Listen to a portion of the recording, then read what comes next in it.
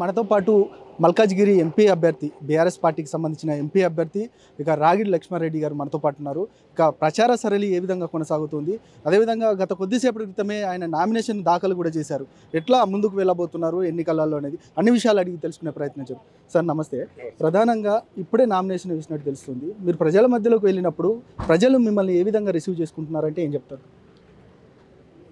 ప్రజలు 4 నెలలనే ఒక 4 సంవత్సరాల నరకయాతన అనుభవించారు. మరి రేవంత్ రెడ్డి గారు ముఖ్యమంత్రి అయి 4 నెలలు అయింది.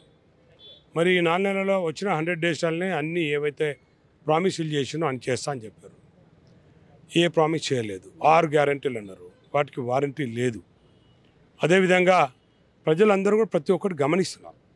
ఇంతకుముందు ఏదైతే కేసీఆర్ గారు మరి వారు ముఖ్యమంత్రిగా ఉన్నప్పుడు ఏదైతే స్కీమ్స్ ఇచ్చారో అవన్నీ కూడా ఇవాళ నత్తనడక నడుస్తున్నాయి.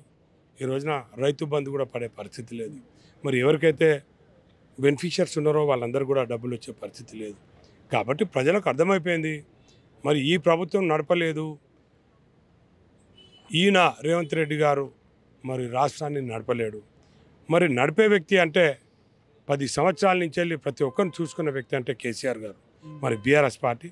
ఈసారి మనం తెలుసో తెలియకనో సరే కొందరు ఎమ్మెల్యేల మీద ఏదైనా మనకు నెగిటివ్ థింకింగ్ ఉండి మనం ఈ ఒక్కరిని ఓడగదామంటే ఇన్ని ఓడిపోయారనే ఫీలింగ్లో ప్రజలు ఉన్నారు. కమిట్మెంట్ అంటే బీఆర్ఎస్ పార్టీ, కమిట్మెంట్ అంటే కేసీఆర్ గారు. కాబట్టి కేసీఆర్ గారిని మళ్ళీ ఇప్పుడు ఆశీర్వదించాలి. పార్లమెంట్ ఎలక్షన్లలో ఆశీర్వదించాలని ప్రజలందరూ ఆశీర్వదిస్తున్నారు. మా దగ్గరనైతే మా మల్కాజ్గిరి పార్లమెంట్లో ఎక్కడ ప్రజల దగ్గర పోయినా కూడా మంచి రెస్పాన్స్ ఉంది.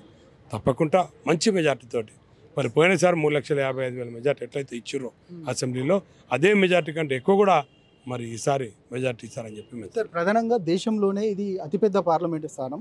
దీనికి సంబంధించి ఈ 3 పార్టీలకు సంబంధించి దేశవ్యాప్తంగా ఈ యొక్క పార్లమెంటు పరిధిని చూస్తున్న సందర్భం కనబడుతోంది. మీ ప్రధానంగా మీకు ప్రత్యర్థి ఎవరంటే మీరు ఏం చెప్తారా సార్? మేమైతే మాకు ప్రత్యర్థి లేరు అనుకుంటాం. ఎందుకంటే 3,50,000 ఓట్లతో గెలిచాం కదా. సరే ఈరోజు అనుకోవచ్చు ఏంటంటే మాకు ప్రత్యర్థి ఏదైనా ఉంటే బీజేపీ ఉండొచ్చు.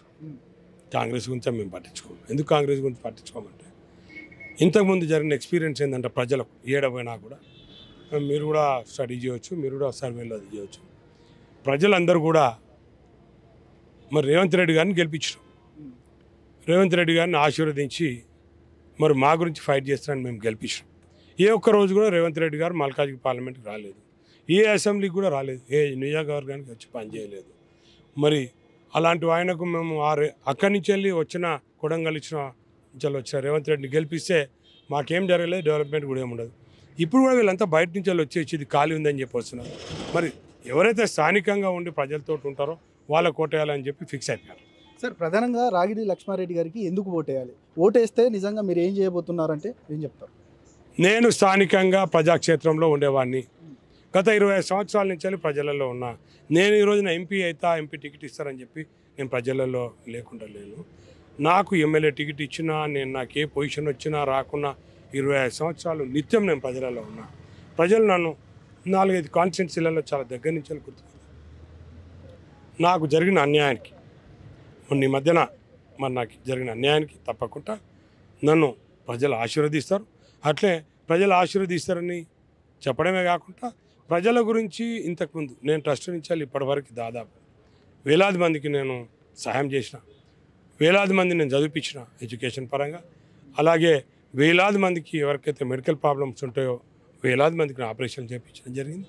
అట్లే వేలాది మంది మహిళలకు నేను జీవనోపాధి చేయించిన. మరి ఎన్నైతే స్లమ్స్ ఉన్నాయో ప్రతి స్లమ్లో మెగా మెడికల్ క్యాంపులు పెట్టినా వాళ్ళకు ఉచితంగా అన్ని సర్వీసులు చేసిన. అదే కాకుండా జాబ్ మేళా లాంటి ఎందరికో యువతకు నేను జాబ్ మేళా ద్వారా నేను జాబులు పెట్టించిన. ప్రతి ఒక్కరు కూడా నన్ను ఆశీర్వదించని రెడీ ఉన్నారు. నేను రేపు ఎంపీ అయిన తర్వాత మరి రేవంత్ రెడ్డి గారు ఏదైతే కమిట్మెంట్ ఇచ్చారో మరి కంటోన్మెంట్ విషయంలో రోడ్ల విషయంలో ఏదైతే కమిట్మెంట్ ఇచ్చారో వాళ్ళు చేయలేదు. అట్లా మల్కాజ్గిరిలో అన్ని గేట్లు ఉంటాయి, రైల్వే గేట్స్, వాళ్ళు చేస్తా అన్నారు, చేయలేదు. ఇంకోటి మరి ఉప్పల్ కారిడార్ విషయంలో కూడా చేస్తున్నారు, చేయలేరు. మళ్ళీ కొత్త కారిడార్ విషయంలో కూడా ఏదైతే మన శాంక్షన్ ఉందో దాని విషయం అనుకోండి. అదే కాకుండా మరి ఎంఎంటీఎస్ ట్రైన్ల విషయం అనుకోండి, మెట్రో ట్రైన్స్ విషయమే అనుకోండి, మళ్ళీ లింక్ రోడ్స్ ఏదైతే ఇప్పుడు త్రిబుల్ ఆర్ కొత్తగా త్రిబుల్ ఆర్ అవుతుంది దాని కూడా నేషనల్ హైవే రోడ్స్ అవసరం ఉంటుంది. దాన్ని కూడా ఎంఎంటీఎస్ లాంటి ట్రైన్ రైళ్లు కూడా చేయడానికి అదే కాకుండా సెంట్రల్కి సంబంధించిన ఎడ్యుకేషన్ ఇన్స్టిట్యూట్స్ ఏవైతే ఉంటాయో వాటి విషయంలో కూడా ఫైట్ చేయడానికి నేను పార్లమెంట్లో ఫైట్ చేయడానికి ముందుంటా అని చెప్తాను. గెలుస్తాననే ధీమా ఉంది కదా, ఎంతవరకు మెజార్టీ వచ్చే అవకాశం ఉందంటారు? ఇంతకుముందు 3,50,000 మెజార్టీ వచ్చింది మాకు అసెంబ్లీ సెగ్మెంట్లో. దానికంటే ఒక్క ఓటన్నా ఎక్కువ వస్తాను. ఇది మొత్తానికి రాగిడి లక్ష్మారెడ్డి చెప్తా ఉన్నారు, ఖచ్చితంగా నేను గెలుస్తాను, ఇక గెలిచిన తర్వాత మల్కాజ్గిరిని దేశంలో లేనంత అభివృద్ధి కూడా ఇక్కడ చేసి చూపిస్తానంటూ కూడా రాగిడి లక్ష్మారెడ్డి చెప్తా ఉన్నారు.